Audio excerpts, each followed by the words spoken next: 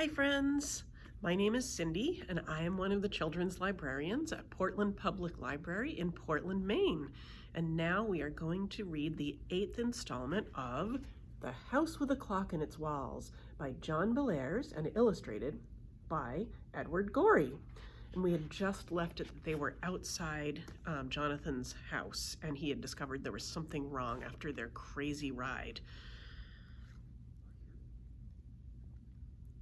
See. Oh dear, she cried, wrinkling up her mouth. What more can happen? Jonathan swung back the iron gate and marched up the walk. From where he was sitting, Louis could see that the front door was open. This could easily be explained, since people in New Zebedee never locked their doors, and sometimes the latches didn't hold when they closed them. Jonathan disappeared into the house, and he didn't come back for 10 full minutes. When he did reappear, he looked worried. Come on, Florence, he said, opening the door on her side. It's safe to go in, I think, but the house has been broken into. Louis burst into tears. They didn't steal your water pipe, did they? Or the Bon Sour coins? Jonathan smiled weakly. No, Louis, I'm afraid it's not as simple as all that. Someone was looking for something, and I think they found it. Come on in. Louis expected to find the house in wild disorder, with chairs and lamps smashed and things all scattered around.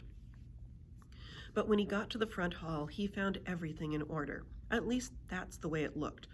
Jonathan tapped him on the shoulder and pointed toward the ceiling. Look up there, he said. Louis gasped. The brass cup that covered the place where the ceiling fixture met the ceiling had been pried loose. It dangled halfway down the chain. It's like that all over the house, said Jonathan. Every wall sconce and ceiling light has had its cup jimmied loose. A few chairs were overturned, and a couple of vases were broken, just to make it look like this was an ordinary break-in. But we ought not to be fooled. Whoever it was had a general idea of where to look. Come here. Jonathan led Louis and Mrs. Zimmerman into the front parlor, a more or less unused room full of fussy little red velvet chairs and settees. On the wall over the parlor organ was a brass light fixture, like all the others in the house, a tarnished, cup-shaped thing fitted to the wall, and a crooked little brass tube sticking out of it. On the end of the tube was a socket and a bulb with a frilly pink shade. I thought you said the cup was loose, said Louis. It was. It is, said Jonathan. In this case, Whosis tried to fit it back just the way it was, which was kind of stupid, seeing as how all the other cups in the house are at half-mast. Some of them are slid all the way down to the socket, but I think Whosis was trying in a clumsy way to keep me from looking too closely at this one. Jonathan pulled over a chair and stood up on it. He slid the cup out and peered inside. Then he got down and went to the cellarway for a flashlight. When he got back, Mrs. Zimmerman and Louis had taken turns looking into the cup. They were both puzzled. What they saw inside the dusty bowl was a greenish rust blot. It reminded Louis of the stuff in the cracks and crevices of the copper Roman coins they played poker with. It was the mark of something that had lain concealed inside the old brass cup for a long, long time. The mark looked like this.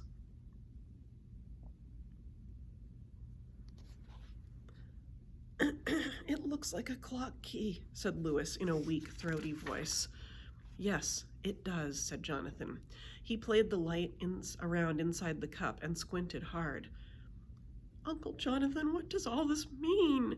Louis sounded as if he were about to burst into tears. I wish I knew, said Jonathan. I really wish I knew. Chapter 7, and here is the chapter heading picture. It rained a lot in New Zebedee that November. Cold rain fell steadily through each night and left the sidewalk a glaze of ice in the morning. Louis sat in his window seat and watched the rain peck at the chipped slates of the front porch roof. He felt sick inside. It was an empty, black feeling in the pit of his stomach. He was eaten up with guilt and remorse because he knew what he had done. Or thought he knew, at any rate. He had let Mrs. Izzard out of her tomb, and now she had stolen the key that wound up the magic clock ticking in the walls of Jonathan's house, ticking away, morning, noon, and night, sometimes loud, sometimes soft, but always there. What was going to happen?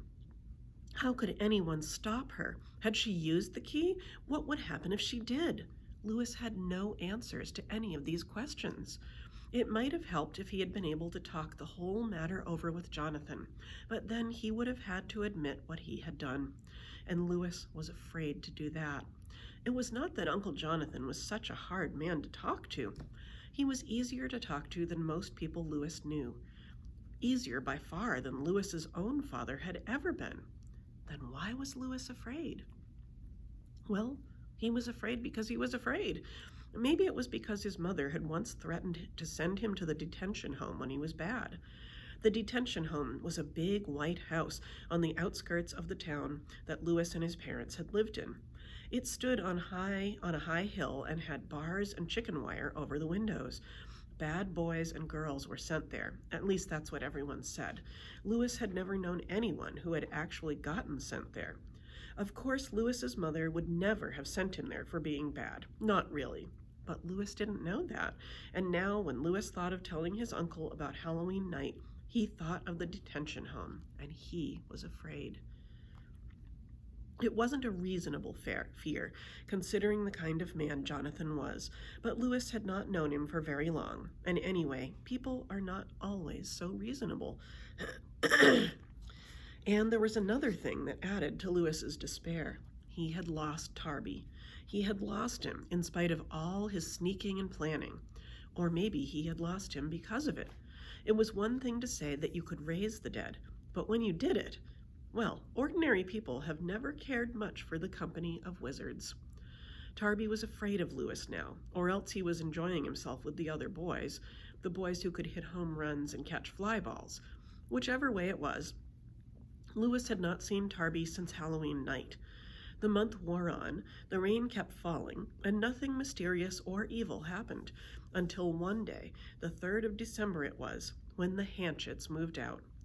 The Hanchets lived across the street from Uncle Jonathan in a boxy dark brown house with tiny windows, the kind of windows that have little diamond-shaped panes and swing out instead of sliding up and down. The Hanchets were a friendly, middle-aged couple, and they liked Jonathan and Mrs. Zimmerman a lot. But one morning, they were gone. A couple of days after their disappearance, a truck came, and a couple of movers in gray uniforms packed all the Hanchets' furniture into it and drove off.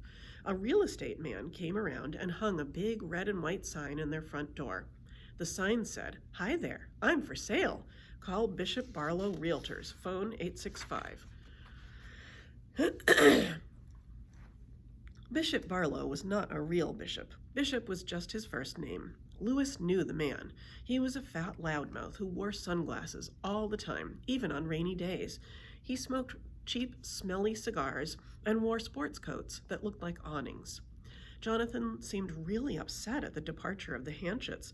He phoned their son, who was a lawyer in Aussie Five Hills, and he found out that the Hanchets were living with him. The frightened couple would not talk to Jonathan over the phone, and they seemed to blame him for whatever had made them leave. The son did not seem to know much about the matter. He muttered something about ghosts and messing around with magic and hung up. One day, Lewis was walking home from school when he saw a small moving van pull up in front of the empty Hanchet house. The big black letters on the side of the van said, Terminus Movers Incorporated. Lewis was about to cross the street to watch the men unload the truck when he realized with a shock that he knew the driver. It was Hammerhandle. All the children in New Zebedee knew Hammerhandle, and if they were smart, they were afraid of him. He was a mean old hobo who lived in a tar paper shack down by the railroad tracks, and he had a reputation for being able to foretell the future. Lewis had stood once on the outskirts of a crowd of kids gathered about the door of Hammerhandle's shack on a hot summer day. He remembered seeing Hammerhandle seated in the doorway on a broken kitchen chair. He was telling stories about the world's last night, which, if you believed him, was not far off. Behind Hammerhandle, in the disorder and darkness of the old shack, stood ranks of smooth yellow poles, axe handles, hoe handles, hammer handles. He made them and sold them. That was how he got his name. Louis stood there, wondering what he was doing, driving a moving van. Hammer Handle slammed the door on the driver's side and walked across the street. He looked around him quickly and then grabbed Louis by the collar. His bristly face was close to Louis's now, and his breath smelled of whiskey and tobacco. "What the heck you staring at, kid?" "Nothing. I just like to watch people moving in." It was getting dark, and Louis wondered if anyone could see him. If he yelled, would Jonathan or Mrs. Zimmerman come? Hammer Handle let go of Louis's collar. "Look, kid," he said in his harsh, scraping voice, "you just keep your nose on your side of the fence, okay? And that goes for your fat uncle, too. Just don't bother me, okay?" He glared at Louis, turned, and went back to the truck. Louis stood there, trembling, for a few moments. He was sweating all over.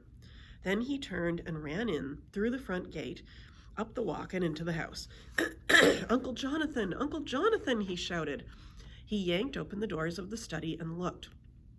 No Jonathan. He shouted into the front parlor and into the kitchen and up the stairwell. At last, Uncle Jonathan appeared at the top of the stairs. He was wearing his bathrobe, which was made in the shape of the robes professors wear at graduation ceremonies, black, with red stripes on the sleeves. In one hand, he held a dripping, long-handled scrub brush. In the other, he held the book he had been reading in the tub. "Yes, Louis, what is it?" He sounded cross at first, but when he saw the state that Louis was in, he dropped the book and the brush and clumped down the stairs to throw his arms around the boy. It was a damp embrace, but it felt good to Louis. "Louis, my boy," said Jonathan, kneeling in front of him. "What in the name of heaven is wrong? You look awful." Louis, stuttering and breaking down several times, told Jonathan what had happened. When he was through, he watched Jonathan's expression change. There was a hard, angry look on his face now, but his anger was not directed at Louis. He stood up, knotted his bathrobe tighter about him, and stalked to the front door. For a minute, Louis thought that Jonathan was going out to challenge Hammer Handle right then and there, but he merely opened the front door and stared across at the Hanchett house. The workmen were just hitching up the tailgate and getting ready to drive off. Apparently, there hadn't been much to unload. With folded arms, Jonathan watched the truck drive away. "I might have known he'd be in on it," he said bitterly. Louis stared up at his uncle. He didn't have the faintest idea of what was going on, and for some reason he was afraid to ask what Jonathan meant. That evening at supper, Louis asked Jonathan why Hammer Handle had acted so mean. Jonathan threw down his fork and said angrily, "Because he's mean, that's why. Do you have to have explanations? Just stay away from him and you'll be all right. And stay away. Oh, I don't know what I mean." He got up and stomped out of the room. Louis heard the study doors slam. Mrs. Zimmerman reached across the table and laid her hand gently on Louis's. "Don't worry, Louis," she said. "He's not angry at you, but he does have a lot on his mind these days, and he hasn't been getting much sleep. Come on over to my house and we'll have a game of chess." Okay, Louis was grateful for the suggestion. They played chess till 10 o'clock at night, and since Louis won most of the games, he was in a happy mood when he went home. Upstairs, he saw a line of light under the door of Jonathan's bedroom. He decided not to disturb him. When he had gotten ready for bed, Louis went to his window seat, sat down, and pulled back the heavy curtain. It was a bright, cold, starry night. The water tower at the top of the hill glimmered in the moonlight, and the roofs of the houses were dark, pointed shadows. There were lights on in the houses that stood on either side of the Hanchett house, and in one window, Louis saw the gray aquarium glow of one of those new television sets. Jonathan hadn't gotten one yet. The Hanchett house seemed to lie in deep shadow, except for faint patches of moonlight on the roof. By the light of a street lamp, Louis could see that there was a car parked in the driveway. He was about to close the curtain, and go to bed when the porch light of the Hanchett house came on. The two frosted panes of the front door glowed yellow. Then one of the panels of the door moved inward. Someone stepped out onto the front stoop. Louis watched as whoever it was stood there, just stood there, taking in the frosty air of the December night.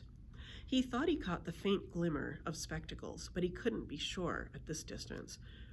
After a little while, the dark figure went inside and pushed the door shut. The hall light went out. Louis sat there, thinking for a while. Then he lowered the curtain and went to bed. This is what Louis saw.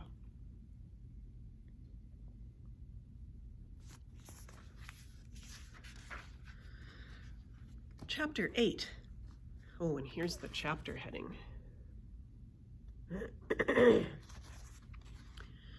The next day, Jonathan was helping Louis rummage in the front hall closet for his ice skates. Louis had weak ankles, and he was terrified of falling down on the ice, but he had decided to try to learn to skate. If he got good enough, he might be able to worm his way back into Tarby's favor. He had never seen Tarby ice skate, but he was sure that the team's greatest home run hitter was also the champion ice skater of New Zebedee. He probably could sign his name across the ice of Durgee's Pond. So Louis and Jonathan threw warped badminton rackets, raccoon coats, galoshes, and picnic baskets into the hall. Finally, Jonathan came up with what looked like a short aluminum ski for a midget. It was a beginner's skate with 2 little ridges for runners. This it? That's one of them. Thanks a lot, Uncle Jonathan. Now all we need is the other. As they went on searching, Louis said in what he thought was a casual way, "Who's living in the old Hanchett house?" Jonathan stood up so suddenly in the closet that he banged his head on a shelf. When he had stopped rubbing his head and wincing, he looked down at Louis and said rather sharply, "Why do you want to know?" "I just wanted to know," said Louis shyly. Once again, he wondered what his uncle was so angry about. Jonathan stepped out of the closet with the other skate. He dropped it into a pile of clothes. "So you just wanted to know, eh? Well, Louis, there are some things it would be better for you not to know. So if you'll take my advice, you'll just stop poking around where you're not wanted. There's your other skate, and good day. I have work to do in the study, and I've already wasted enough time answering your foolish questions." Jonathan got up abruptly and stalked off to the study. He had slid back the doors with a loud clatter when he paused and went back to the closet, where Louis was still kneeling with tears in his eyes. "Please forgive me, Louis," said Jonathan in a tired voice. "I've been feeling really rotten lately. Too many cigars, I guess. As for the house across the street, I hear that it's been rented to an old lady named Mrs. O'Meager. She acts kind of crabby, or so I'm told. I really haven't met her, and I just didn't want anything bad to happen to you." Jonathan smiled nervously and patted Louis on the shoulder. Then he got up and walked to the door of the study. Again, he stopped. "Don't go over there," he said quickly. And then he stepped inside and slammed the double doors hard. Louis felt crisscrossing lines of mystery and fear and tension hemming him in on all sides. He had never seen his uncle act like this, and he wondered more than ever about the new neighbor across the street. One night during the week before Christmas, after a heavy snow had fallen, Louis was awakened by the sound of the doorbell ringing. Brrring, brrring. It was not an electric bell, but an old, tired, mechanical bell set in the middle of the old front door. Someone was turning the flat metal key, grinding the stiff old chimes around. Brrring. Louis sat up and looked at his bedside clock. The 2 luminous hands were straight up. Midnight! Who could it be at this hour? Maybe Uncle Jonathan would go down and answer it. Louis felt cold just thinking of the drafty front hall. He bundled his quilt about him and shivered. The bell rang again. It sounded like a whiny person insisting on some stupid point in an argument. No sound from Jonathan's room. No waking up sounds, that is. Louis could hear his uncle's loud, steady snoring, even though there was a thick wall between their rooms. Jonathan could sleep through an artillery bombardment. Louis got up. He threw back the covers, slipped on his bathrobe, and found his slippers. Quietly, he padded down the hall and then down the dark staircase. At the entrance to the front hall, he stopped. There was a streetlight burning just outside the front gate, and it threw a bent black shadow against the pleated curtain on the front door. Louis stood still and watched the shadow. It didn't move. Slowly, he began to walk forward. And the next time that we read, which will be part 9, we will find out what was behind the door. This is The House with a Clock in Its Walls by John Bellairs and illustrated by Edward Gorey. I am Cindy. I'm one of the children's librarians in Portland Public Library in Portland, Maine. Thanks for stopping by, friends. I hope that you'll come back for the next installment. Bye-bye.